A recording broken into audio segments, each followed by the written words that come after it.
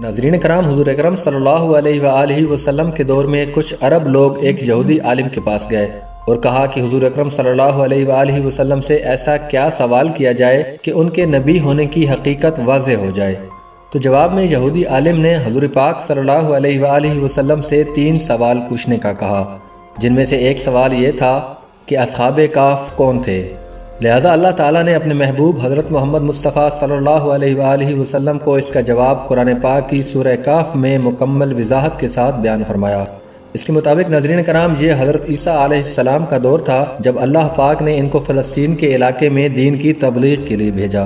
یہ علاقہ اس وقت رومن امپائر میں شمار ہوتا تھا اور یہ بت پرست لوگ تھے۔ یہاں ایک یہودی بادشاہ کی حکمرانی تھی جو رومن امپائر کے ماتحت تھا۔ جب حضرت عیسیٰ علیہ السلام نے یہاں دین کی تبلیغ شروع کی تو یہ لوگ آپ کے خلاف ہو گئے اور آپ کو گرفتار کر کے سولی پر لٹکانا چاہا، مگر اللہ پاک کے حکم سے آپ کو زندہ آسمان پر اٹھا لیا گیا۔ اس واقعہ کے کچھ عرصہ بعد یہودی لوگوں نے رومن حکومت کے خلاف بغاوت کر دی، تو اس کے رد عمل میں اس وقت کے رومن بادشاہ جس کا نام ٹائٹس تھا، اس نے یروشلم اور فلسطین پر حملہ کر کے مکمل تباہ کر دیا، حتیٰ کہ بیت المقدس کو بھی اس نے تباہ کر دیا۔ اس دوران اس نے تقریباً 1.5 لاکھ یہودیوں کو قتل کر دیا، اور جو بچے ہوئے یہودی جہاں رہ گئے تھے وہ جان بچا کر فلسطین سے نکل گئے، اور یوں صرف عیسائی لوگ ہی رہ گئے جو کہ حضرت عیسیٰ علیہ السلام کے ماننے والے اور ان کے پیروکار تھے۔ ناظرین کرام، اس زمانے میں دقیانوس نام کے بادشاہ کی حکومت تھی جو کہ رومن تھا اور ایک بت پرست تھا، لہٰذا اس کی حکومت میں موجود عیسائی لوگوں پر اس نے ظلم کے پہاڑ توڑنا شروع کر دیے، جہاں تک کہ حضرت عیسیٰ علیہ السلام کے ماننے والے یا ان کے چند نوجوان حواریوں کو ایک روز اس نے اپنے دربار میں بلا لیا اور ان سے کہا کہ میں تمہیں چند روز کی مہلت دیتا ہوں کہ تم اپنے نئے دین یعنی عیسائیت سے باز آ جاؤ، ورنہ میں تمہیں قتل کر دوں گا۔ ناظرین کرام، حضرت عیسیٰ علیہ السلام کے یہ نوجوان لوگ ہی دراصل اصحاب کہف تھے، جن کے واقعہ کا ذکر قرآن پاک کی سورہ کہف میں تفصیل کے ساتھ موجود ہے۔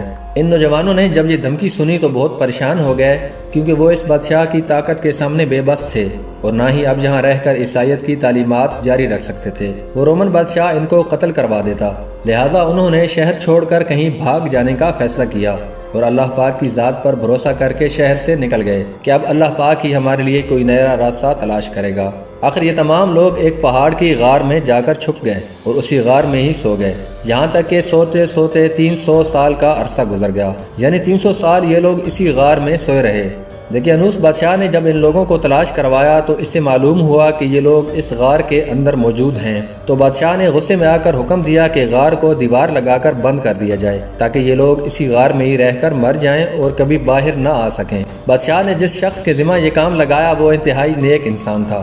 اس نے اصحاب کہف کے نام، ان کی تعداد اور پورا واقعہ ایک تختی پر لکھوا کر دیوار کی بنیادوں میں رکھوا دیا اور اسی طرح کی ایک اور تختی شاہی خزانے میں بھی رکھوا دی۔ اس 300 سال کے عرصہ کے دوران دقیانوس بادشاہ مر گیا اور کئی بادشاہ اور کئی حکومتیں آئیں اور چلی گئیں، یہاں تک کہ 300 عیسوی میں رومن امپائر نے بھی عیسائیت اختیار کر لی۔ اس زمانے کے بعد بیدروس نام کے بادشاہ کی حکومت آئی جو کہ ایک نیک دل اور انصاف پسند بادشاہ تھا۔ اس نے 68 سال تک حکومت کی۔ اس کے دور حکومت میں جب لوگوں کا اللہ پر ایمان ختم ہوتا جا رہا تھا تو اس نے ایک روز تنہائی میں جا کر اللہ پاک کی بارگاہ میں گڑ گڑا کر دعا کی کہ اے اللہ، کچھ ایسی نشانی ظاہر فرما کہ میری قوم کے لوگوں کا ایمان پھر سے تازہ ہو جائے، انہیں قیامت کا اور مرنے کے بعد دوبارہ زندہ کیے جانے کا اور خدا کے موجود ہونے کا یقین ہو جائے۔ اللہ پاک نے اس کی یہ دعا قبول فرمائی، لہٰذا ایک روز ایک چرواہا اپنی بکریوں کو لے کر اس غار کے پاس پہنچا۔ یہ وہی غار تھی جس میں اصحاب کہف موجود تھے اور اس میں سو رہے تھے۔ اس چرواہے نے چند لوگوں کے ساتھ مل کر اس دیوار کو گروا دیا تاکہ اسے اپنی بکریوں کے ٹھہرنے کی جگہ مل جائے۔ اس دیوار کے گرتے ہی دیوار گرانے والوں پر ایسی ہیبت اور خوف طاری ہوا کہ سب گھبرا کر وہاں سے بھاگ گئے۔ یوں اللہ پاک کے حکم سے اصحاب کہف اپنی نیند سے بیدار ہوئے اور ایک دوسرے سے باتیں کرنے میں مشغول ہو گئے۔ جب انہیں بھوک لگی تو اپنے ایک ساتھی سے کہا کہ تم بازار جا کر نہایت خاموشی سے کھانا لے کر آؤ اور یہ بھی معلوم کرنا کہ دقیانوس ہم لوگوں کے بارے میں کیا ارادہ رکھتا ہے۔ جب ان کا ساتھی غار سے نکل کر بازار پہنچا تو یہ دیکھ کر حیران رہ گیا کہ شہر میں ہر طرف اسلام کا چرچا اور بول بالا نظر آ رہا ہے، حتیٰ کہ لوگ اعلانیہ کلمہ بھی پڑھ رہے ہیں اور حضرت عیسیٰ کی تعلیمات پر عمل بھی کر رہے ہیں۔ اسی کشمکش میں جب یہ ایک دکان پر پہنچا کہ کھانا لیا جائے، کھانے کی قیمت کے بدلے میں دقیانوس کے زمانے کا سکہ دکاندار کو دے دیا جو کہ یقیناً 300 سال پرانا تھا اور اب بند ہو چکا تھا، حتیٰ کہ اس سکے کو کوئی پہچاننے والا بھی باقی نہیں تھا۔ دکاندار نے جب سکہ دیکھا تو اسے شک ہوا کہ شاید اس شخص کو کوئی پرانا خزانہ مل گیا ہے، لہٰذا اس دکاندار نے اسے سپاہیوں کے حوالے کر دیا تاکہ وہ ان سے خزانے کے بارے میں پوچھ گچھ کریں۔ یوں سپاہیوں نے انہیں پکڑا اور سوال پوچھنے لگے کہ بتاؤ وہ خزانہ کہاں ہے۔ جواب میں انہوں نے کہا کہ میرے پاس کوئی خزانہ نہیں ہے، یہ ہمارا ہی روپیہ ہے۔ سپاہیوں نے کہا ہم کیسے مان لیں کیونکہ یہ سکہ تو بہت پرانا ہے، جبکہ تم تو ابھی جوان ہو، لہٰذا سچ سچ بتاؤ کہ آخر معاملہ کیا ہے تاکہ اس کا کوئی مناسب حل نکالا جا سکے۔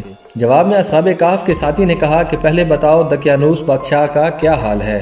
سپاہیوں نے یہ سنا تو جواب دیا کہ اس نام کا بادشاہ پوری زمین پر کوئی نہیں ہے، مگر سینکڑوں سال پہلے اس نام سے ایک بے ایمان بادشاہ گزرا تھا اور وہ بت پرست تھا۔ یہ جواب سن کر اصحاب کہف کے یہ ساتھی ششدر اور پریشان ہو گئے اور بتایا کہ ابھی کل ہی تو ہم اس شہر سے اپنی جان اور مال بچا کر بھاگے تھے، میں اور میرے ساتھی قریب کے ایک غار میں چھپ گئے تھے، میرے باقی ساتھی اس وقت بھی اسی غار میں موجود ہیں، تم لوگ میرے ساتھ چل کر خود ہی ان کو کیوں نہیں دیکھ لیتے؟ جب سپاہی اور شہر کے لوگ ایک کثیر تعداد میں اس غار کے پاس پہنچے تو اصحاب کہف اپنے ساتھی کے انتظار میں تھے کہ انہوں نے آنے میں بہت دیر کر دی اور شاید اسے بادشاہ نے گرفتار نہ کر لیا ہو۔ جب غار پر بہت سے لوگ پہنچے تو اصحاب کہف سمجھے کہ شاید دقیانوس کی فوج ہمارا پیچھا کرتے ہوئے غار تک آن پہنچی ہے، لہٰذا وہ اللہ پاک کے ذکر و اذکار میں مصروف ہو گئے۔ سپاہیوں نے غار میں پہنچ کر وہ صندوق برآمد کر لیا جس میں وہ تختی موجود تھی۔ جب اس تختی کو پڑھا گیا تو وہاں اصحاب کہف کے نام، ان کی تعداد اور پوری داستان لکھی ہوئی تھی کہ یہ مومنوں کی جماعت ہے اور اپنے دین کی حفاظت کے لیے دقیانوس بادشاہ کے خوف سے اس غار میں پناہ گزین ہوئے، اور دقیانوس نے غار کو دیوار لگوا کر بند کروا دیا، لہٰذا جب بھی غار کھلے تو لوگ اصحاب کہف کا حال ادھر سے معلوم کر سکیں۔ سپاہی یہ دیکھ کر حیران و پریشان رہ گئے اور جب کچھ سمجھ نہ آیا تو اپنے بادشاہ بیدروس کو اصحاب کہف کی اطلاع دی۔ بیدروس بادشاہ نے جب یہ خبر سنی تو فوراً اپنے امراء اور عمائدین شہر کے ساتھ اس غار پر پہنچ گیا۔ اصحاب کہف نے غار سے نکل کر بادشاہ کو تمام واقعہ بیان کیا۔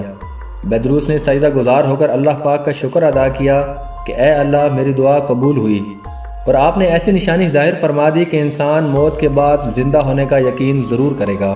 اس کے بعد اصحاب کہف نے بیدروس بادشاہ کو دعا دی کہ اللہ تمہاری بادشاہی میں برکت عطا کرے، اور سلام کرنے کے بعد دوبارہ اسی غار میں واپس چلے گئے اور دوبارہ وہیں جا کر سو گئے جہاں سے بیدار ہوئے تھے، اور اسی نیند کی حالت میں اللہ تعالیٰ نے اصحاب کہف کو موت دے دی۔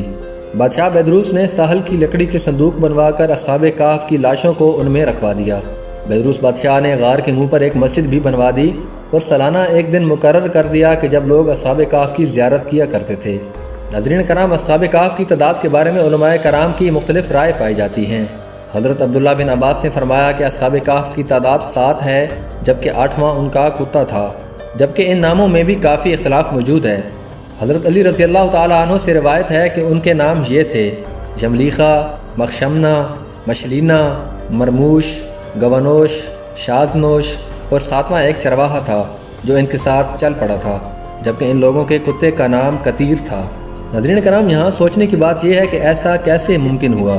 اصحاب کہف پر وقت اثر انداز کیوں نہیں ہوا اور نہ ان کے جسمانی خدوخال میں کوئی تبدیلی رونما ہوئی، جبکہ ان کے آس پاس 300 سال کا وقت گزر گیا؟ بظاہر ایسا ناممکن نظر آتا ہے، مگر تمام جہانوں کے پالنے والے رب جس کے ہاتھ میں پوری کائنات کا نظام موجود ہے، کچھ بھی ناممکن نہیں ہے۔ یہ تو محض انسانی سوچ کی حدود ہے، جبکہ اللہ پاک کے لیے سب کچھ کن فیکون کی دوری پر ہے۔